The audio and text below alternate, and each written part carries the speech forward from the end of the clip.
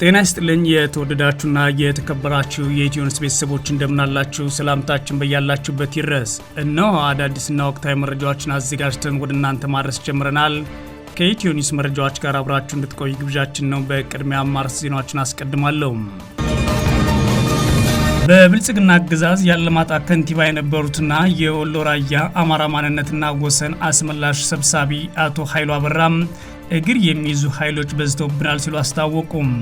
አቶ ኃይሉ አበራ አሁን ላይ ያልገቡኝ የማይገቡኝና ሊገቡኝ የማይችሉ ነገሮች ምራቸው ኃላፊነት የለቅ ያለው ሲሉ ማስታወቀዋል። ዝርዝሩን ትሰሙታላችሁ። የብልጽግናው ጠቅላይ ሚኒስትር አብይ አህመድ ጦርነት እንዲቆም አገዛዝ እንዲያበቃ በተጠራው ትዕይንት ለህዝብ ላይ ተቀርበው መልስ እንዲሰጡ ጥሪ ተደረገላቸው። አብይ ጦርነት ይቆም፣ ሰላም ይስፈን፣ ግፋዊ አገዛዝ ያብቃ፣ ከምርጫ ፊት ሽግግር ይኑር በሚል ለአገዛዛቸውን ለመቃወም በተዘጋጀው መድረክ ላይ እንዲቀርቡ ደብዳቤ ተጻፈላቸው። እናት ወልደቱ አያሌውን ጨምሮ በርካታ ፖለቲከኞች ከመሰረቱ ድርጅት ነው።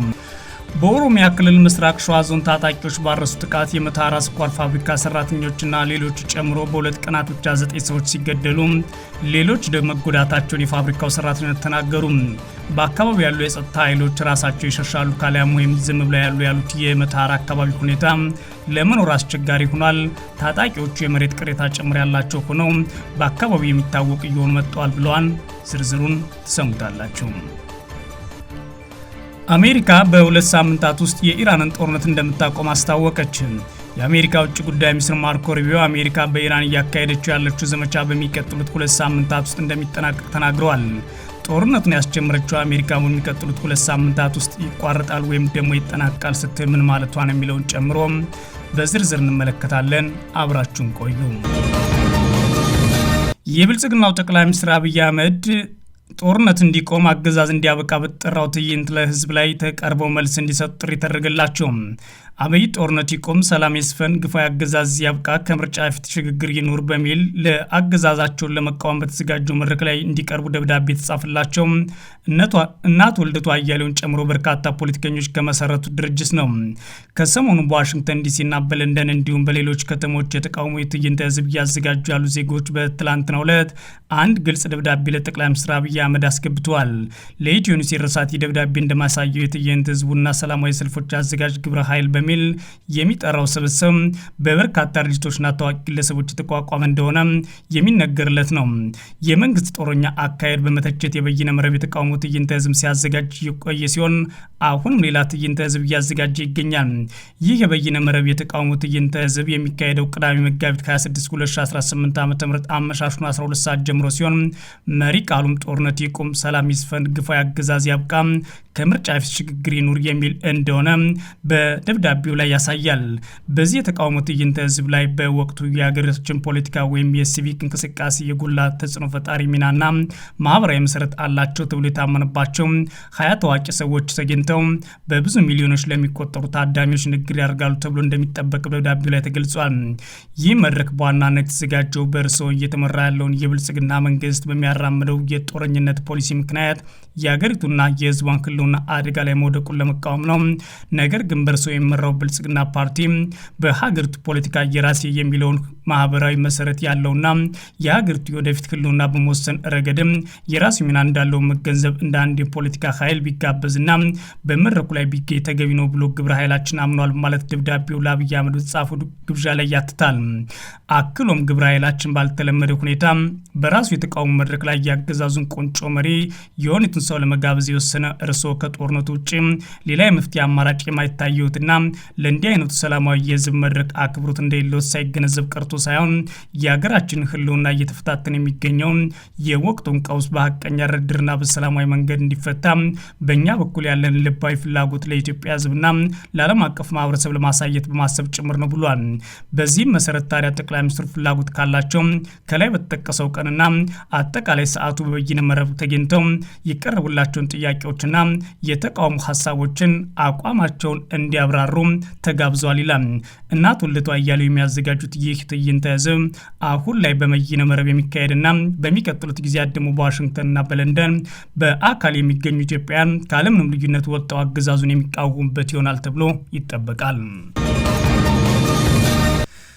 የብልጽግና አገዛዝ ያለማጣ ከንቲባ የነበሩትና የወሎ ራያ አማራ ማንነት ወሰን አስመላሽ ኮሚቴ ሰብሳቢ አቶ ኃይሉ አበራ እግር የሚይዙ ኃይሎች በዝተውብናል ሲሉ አስታወቁ። አቶ ኃይሉ አሁን ላይ ያልገቡኝ የማይገቡኝና ሊገቡኝ የማይችሉ ነገሮች በመኖራቸው ኃላፊነት የለቅያለሁ ሲሉ አስታውቀዋል።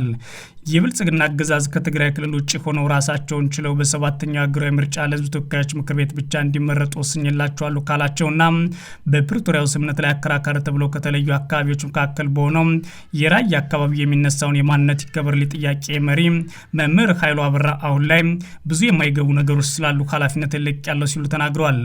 የብልጽግና አገዛዝ የፌዴሬሽን ምክር ቤት የጻፈው ደብዳቤ መሰረት በማድረግ ራያ አላማጣን ጨምሮ አከራካሪ በተባሉ አካባቢዎች ላይ ምርጫ ይደረጋል በሚል ብሔራዊ ምርጫ ቦርድ ውሳኔ ማሳለፉን ተከትሎ ነው አቶ ጌታቸው ረዳ ክስ ሲመሰርቱ በጣልቃ ገብነት ከተከራከሩት መካከል የሆኑት አቶ ኃይሉ አበራ መጋቢት 18 2018 ዓ.ም ጀምሮ ራሳቸው ከወሎ ራያ አማራ ማንነት ወሰን አስመላሽ ኮሚቴ ሰብሳቢነታቸው መልቀቃቸውን ይፋ ያደረጉት የራያ ሕዝብ የማንነት ጥያቄ በብዙ ፈተና አልፎ እዚህ ደረጃ በመድረሱ ትልቅ ኩራት ይሰማኛል ያሉት አቶ ኃይሉ አበራ ላለፉት 5 ዓመታት የወሎ ራያ አማራ ማንነት ወሰን አስመላሽ ኮሚቴ ሰብሳቢ በመሆን እያገለገልኩ የመጣው ቢሆንም በጣም ብዙ ፈተናዎች ምራቸው በኃላፊነት የሚሆን በአባልነት መቀጠል አልችልም ብለዋል።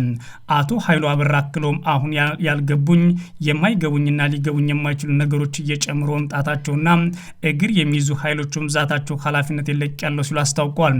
ከጥቅምት 24 2013 ጀምሮ በትግራይ የተቀሰቀሰው ጦርነት ተከትሎ የራያ ቀጠና በብልጽግና ጊዜያዊ አስተዳደር ስር ሲገባ አቶ ኃይሉ አበራ ያለማጣ ከንቲባ ሆነው አገልግለዋል። የብልጽግና አገዛዝ ኮማንድ ፖስት መፍረሱና አካባቢውን ተመልሶ በትግራይ አስተዳደር ስር መግባት ተከትሎ አቶ ኃይሉ አካባቢውን ለቀው ለመሸሽ ተገደዋል። አቶ ኃይሉ አበራ አለማጣ ከተማ በብልጽግና ተሾመው ይሰሩ በነበሩበት ወቅት ከአካባቢው ያገዛዙ ኮማንድ ፖስት ጋር በተደጋጋሚ አለመግባባት ውስጥ ይገቡ እንደነበረ ጉዳዩ የተከታተሉ የኢትዮ ኒውስ የመረጃ ምንጮች ተናግረዋል። የብልጽግና አገዛዝ 5 የምርጫ ክልሎች ማለትም ራያ አላማጣ፣ ኮረሞ ፍላ፣ አዲ ረመጥ፣ ጠለምትና ካፍታ ሁመራ ከትግራይ ክልል ውጭ ሆነው ለሕዝብ ተወካዮች ምክር ቤት ምርጫ ያደርጋሉ ቢልም አሁን ላይ በትግራይ ክልል አስተዳደር ስር የሚገኙት የራያ አላማጣና የኮረሞ አካባቢዎች ምንም አይነት የምርጫ እንቅስቃሴ ያለመጀመራቸው ኢትዮ ኒውስ ከምንጮች አረጋግጣለች። ሆኖም የአቶ ኃይሉ አበራ ከኮሚቴ ሰብሳቢነታቸው መልቀቅ ከዚህ የምርጫ ሂደት ጋር የተገናኘ ይሁን አይሁን ግን የታወቀ ነገር የለም።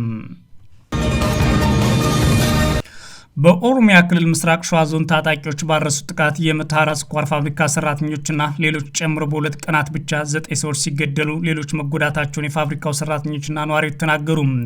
የአካባቢው ነዋሪዎች ለሚዲያ እንደተናገሩት የፋብሪካው ሰራተኞች በታጣቂዎች የተገደሉት መጋቢት 14 2018 ዓ.ም ነው። አንድ የፋብሪካው አመራር ለማጥቃት ሄደው ነው 7ቱን አጃቢዎች የገደሏቸው ብለዋል ነዋሪዎቹ ሂደቱ ሲያስረዱ።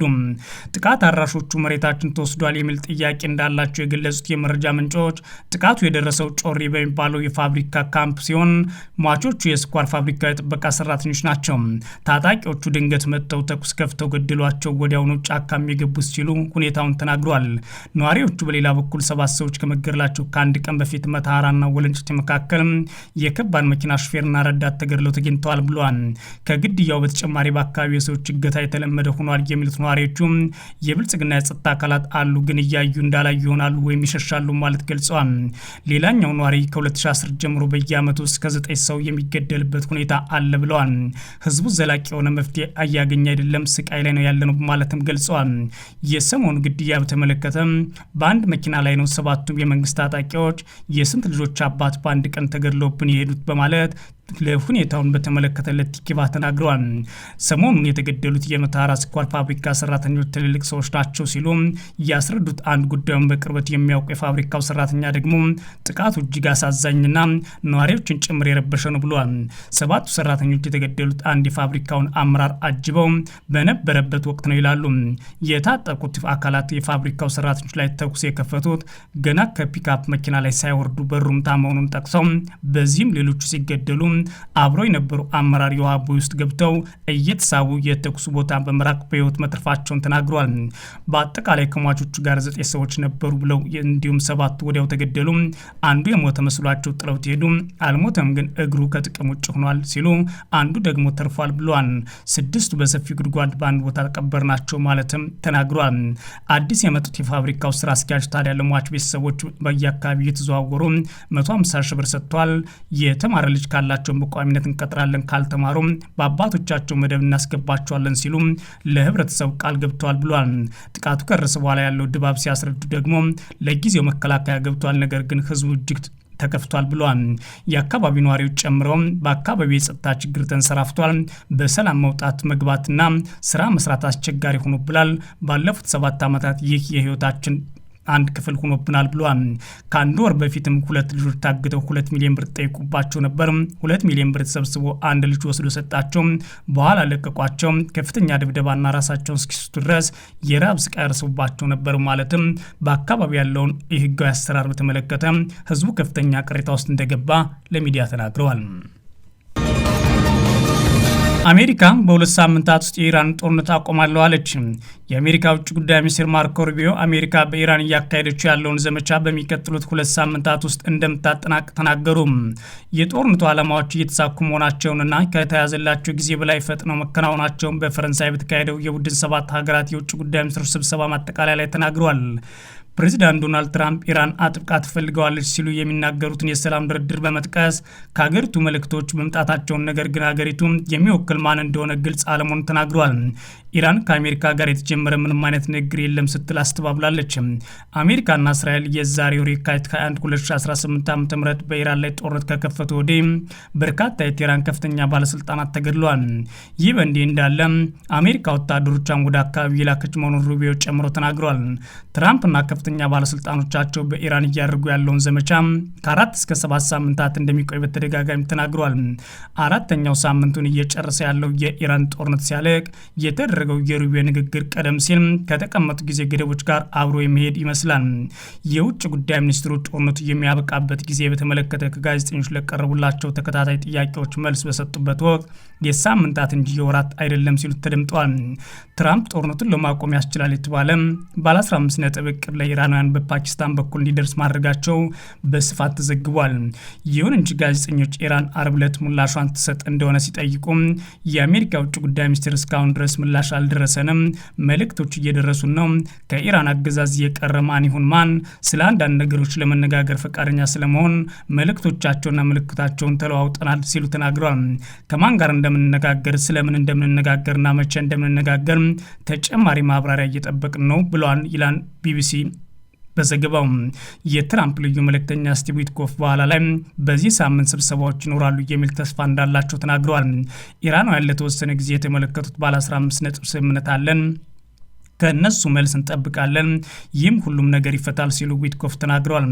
ትራምፕ አርብ ዕለት ለጋዜጠኞች እንደተናገሩት በኢራን የኃይል ማመንጫዎች ላይ ጥቃት ላይ ፈጸሙ ያስቀመጡ ቀነ ገደብ ለንግግር እድል ለመስጠት በሚል ማቆማቸውን ተናግረዋል። ኢራን እየወደመች ነው ያሉት ትራምፕ አክለው አሁን እየተነጋገርን ነው፣ ስምምነት ላይ መድረስ ይፈልጋሉ ብለዋል። አርብ ዕለት ኢራን በኒውክሌር ተቋማት እንዲሁም በሀገሪቱ ውስጥ ባሉ 2 ትልልቅ የብረት ፋብሪካዎች ላይ በእስራኤል ጥቃት እንደተፈጸመባት ተናግራለች። የውጭ ጉዳይ ሚኒስትር አባስ አራንጊቼ ጥቃት እስራኤል ከፍተኛ ዋጋ እንደሚያስከፍል አዝተዋል። የአገሪቱ ስርዓት የሚደግፈው ጠንካራ ወታደራዊ ኃይል የኢራን እስላማዊ አብዮታዊ ዘብ ከአሜሪካ ወይም ከእስራኤል ጋር ግንኙነት ያላቸው የኢንዱስትሪ መሰረተ ልማቶችን ኢላማ በማድረግ ያጸፋ እርምጃ እንደሚወስድ ዝቷል። የቡድን 7 ውጭ ጉዳይ ሚኒስትሮች ስብሰባቸውን ካጠናቀቁ በኋላ ባወጡት መግለጫ ኢራን በበቀል እርምጃ ዘግታለች ያሉ የሆርሙዝ የባህር ወሽመጥ ላይ የነበሩ መርከቦች እንቅስቃሴ እንደቀድሞ ደህንነቱ እየተጠበቀና ያለምንም ክፍያ ሆኖ ወደ ነበረበት መመለስ አስፈላጊ መሆኑን አጽንኦት ሰጥተውበታል። ኢራን በሆርሙዝ ወሽመጥ ላይ የሚንቀሳቀሱ መርከቦችን ለማስከፈት ሕግ እያረቀቀች መሆኑንም ሲነገር ቆይቷል። ክፍያን ጨምሮ እንቅስቃሴውን እቆጣጠራለሁ ብላለች። አብዮታዊ ዘቡ አንዳንድ መርከቦች ያለምንም ችግር ማለፍ እንዲችሉ ክፍያ እየጠየቀ መሆኑን የሚገልጹ ዘገባዎችም ተሰምተዋል። የኢራን ፓርላማ አባል ወሽመጡን ለሚጠቀሙ መርከቦች ስለሚተመነው ክፍያ ምንም እንኳ ገና ያልዳበረ ቢሆንም ረቂቅ ሕግ ግን ተዘጋጅቷል ብሏል። ሩቢዮ በፈረንሳይ ከተካሄደው ውይይት በኋላ ዩኬ ባህር ወሽመጡን ነፃ ሆኖ እንዲቀጥል ለማድረግ ጥምረት ለመመስረት የሚደረገውን ጥረት እየመራች መሆኑን ተናግረዋል። ከጦርነት በኋላ ባለው ጊዜ ውስጥ እንዲህ አይነቱ ጥምረት እንደሚያስፈልግ ጨምሮ ተናግረዋል። የኢራን ዛቻ ተግባራዊ የሚሆን ከሆነም ከአሜሪካ ይልቅ አጋሮቿ የበለጠ እንደሚጎዱ አብራርተዋል። የቡድን ሰባት አባል ሀገራት በመግለጫቸው ላይ በመካከለኛው ምስራቅ እየተካሄደ ባለው ጦርነት በሲቪሎችና በሲቪል መሰረተ ልማቶች ላይ የሚሰነዘር ጥቃት በአስቸኳይ እንዲቆም ጥሪ አቅርቧል። ጦርነቱ ወቅቱን ሆን ተብሎ ሰላማዊ ሰዎችን ኢላማ ማድረግ እንዲሁም በዲፕሎማሲ ተቋማት ላይ ጥቃቶች መፈጸም ምንም አይነት ምክንያት ሊቀርብበት አይችልም ማለታቸውን ቢቢሲ ዘግቧል። የተወደዳችሁና የተከበራችሁ የኢትዮ ኒውስ ቤተሰቦች መረጃዎቻችን እነዚህ ነበሩ። መልካም ጊዜ እመኛለሁ።